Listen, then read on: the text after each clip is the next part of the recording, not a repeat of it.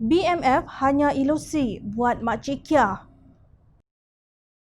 Kempen Buy Muslim First BMF yang sunyi sepi sejak UMNO dan PAS merampas kuasa Kerajaan Pakatan Harapan kini kembali panas. Kerajaan Perikatan Nasional yang dianggotai kedua parti itu tidak mampu membentangkan BMF sebagai dasar ekonomi negara. Dalam ucapan Perdana Menteri pada 5 Jun 2020, Tan Sri Muhyiddin Yassin mengumumkan kempen Buy Malaysia yang serupa dengan kempen beli barangan buatan Malaysia yang digerakkan Pakatan Harapan dalam usaha mengembangkan ekonomi negara dan meningkatkan pendapatan rakyat Malaysia, kata Ahli Jawatankuasa Amanah Nasional Muhammad Faiz Fadzil. Beliau menjelaskan daripada RM275 bilion nilai pakej ransangan ekonomi PRE yang diumumkan bawah Perikatan Nasional tidak dibentangkan nilai yang telah diperuntukkan untuk kempen BMF bagi mengukuhkan daya saing perniagaan Muslim Bumiputera. Apakah PAS dan Perikatan Nasional hanya memanipulasi sentimen Melayu Islam untuk kepentingan politik mileage tetapi mengabaikannya setelah menjadi kerajaan? Soalnya, BMF dicanang oleh PAS untuk memberi gambaran kononnya Kerajaan Pakatan Harapan meminggirkan produk Muslim.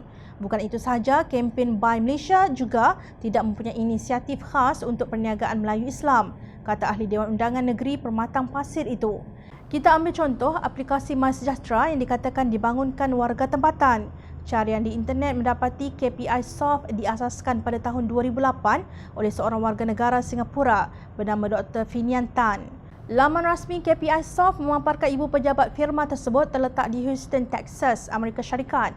Melalui dua Alibaba warga negara Malaysia, The Real KPI Soft yang berpengkalan di Amerika Syarikat telah mendaftarkan KPI Soft Sdn Bhd pada tahun 2010, tulis penulis politik Adrian Lim Chee En. Beliau mengambil contoh Honda dan Tesco yang kekal milik asing walaupun didaftarkan sebagai syarikat di Malaysia. Honda atau Tesco tidak menjadi milik anak Malaysia semata-mata kerana mereka ada Alibaba di Malaysia, ujarnya. Katanya lagi, meskipun saham majoriti KPI Soft Sdn Bhd dimiliki dua warga negara Malaysia, ini tidak menjamin data yang diambil, direkod dan sebagainya tidak dikongsi bersama ibu syarikat KPI Soft yang berpengkalan di Amerika Syarikat. Ini bermakna ianya bukan mustahil data dan butiran berpuluh juta rakyat Malaysia boleh diakses oleh The Real KPI Soft yang berpengkalan di Amerika Syarikat kerana mereka masih syarikat yang sama. Kerajaan Malaysia pula menafikan perkara ini dengan alasan bahawa syarikat ini syarikat Malaysia yang dimiliki warga negara Malaysia sejak tahun 2010. Benar apa yang dikatakan Kerajaan Malaysia, tetapi apa yang tidak diberitahu oleh Kerajaan Malaysia adalah KPI Soft Sdn Bhd merupakan anak syarikat The Real KPI Soft yang berpengkalan di Amerika Syarikat, tegas Adrian.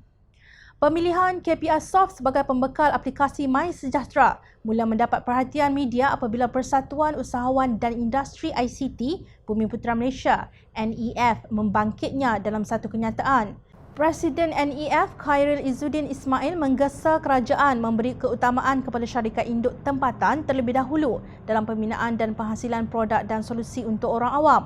Sebelum ini, para penyokong Barisan Nasional dan PAS menyerang program e-tunai Kerajaan Pakatan Harapan kononnya tidak selamat kerana ia dibuat oleh DAP untuk mencuri data rakyat Malaysia. Sekarang mereka membisu 1000 bahasa. Apabila bukan hanya BMF sudah disejuk beku, Buy Malaysia pun sudah menjadi ilusi buat Makcik Kia dan yang seangkatan dengannya. Apalagi selepas ini yang terlepas kepada orang luar.